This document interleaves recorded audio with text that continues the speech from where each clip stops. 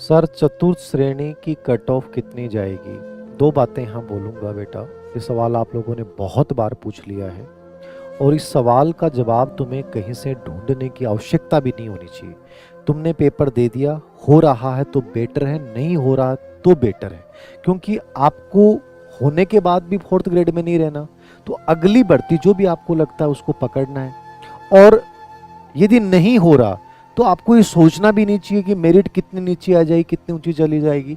इनसे कोई फर्क नहीं पड़ता, ये केवल एक जंजाल सा है। आप 20 वीडियो 50 वीडियो इसके ऊपर देख लोगे फिर भी सांत्वना नहीं मिलेगी। जिस दिन जब तक रिजल्ट सीट में आपका नंबर नहीं आएगा तब तक इस चीज का स्थायी समाधान नहीं है। तो प्लीज इन चीजों के चक्कर में कभी मत पड़ो।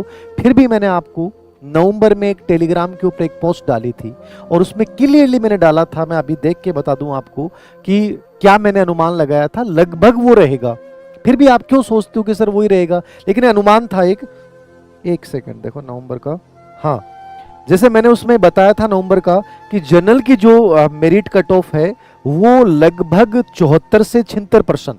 ये तब है जब पटवारी वीडियो का रिजल्ट यदि बाद में आता है, पटवारी वीडियो का रिजल्ट पहले आ गया, स्कूल लेक्चर वाले रिजल्ट पहले आ रहे हैं, ये सब रिजल्ट आ जाएंगे तो ये मेरिट और भी नीचे जाएगी। तो आप मान के चलिए कि जनरल में आप 72 के आसपास आपके परसेंट सही हो रहे हैं तो लगभग चांसेज हैं कि आप फोर्थ ग्रेड बन रहे हैं। यही ओबीसी की अपन बात करें तो ओबीसी में लगभग ये मान के चलिए कि 68+ % आपके सही हो रहे हैं, तो लगभग आपके चांस हैं, लगभग मान के चलिए चांस है। और कम वाले बच्चों को भी उम्मीद रखनी चाहिए। ईडब्ल्यूएस में यही लगभग 66 से 68 के बीच में जिसके परसेंट सही बैठ रहे हैं उसके चांस हैं। ऐसे एमबीसी में यही 64 से 66 के बीच में यदि आपके परसेंट बैठ रहे हैं तो आपके लगभग चांस है कि आप फोर्थ ग्रेड बन जाओगे।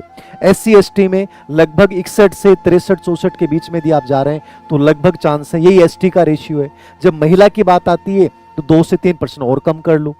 यद्यपि आजकल महिला और पुरुष दोनों की सेम रहने लग गई है, लेकिन फोर्थ ग्रेड में अपन ये कर सकते हैं कि महिलाओं का रुझान उतना नहीं रहा, यद्यपि दिया सभी ने है।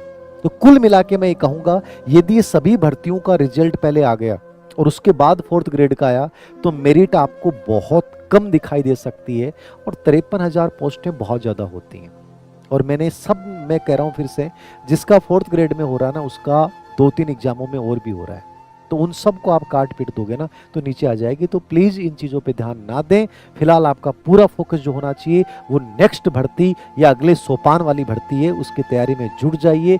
केवल एक ये जंजाल है और इससे ज्यादा कुछ भी नहीं।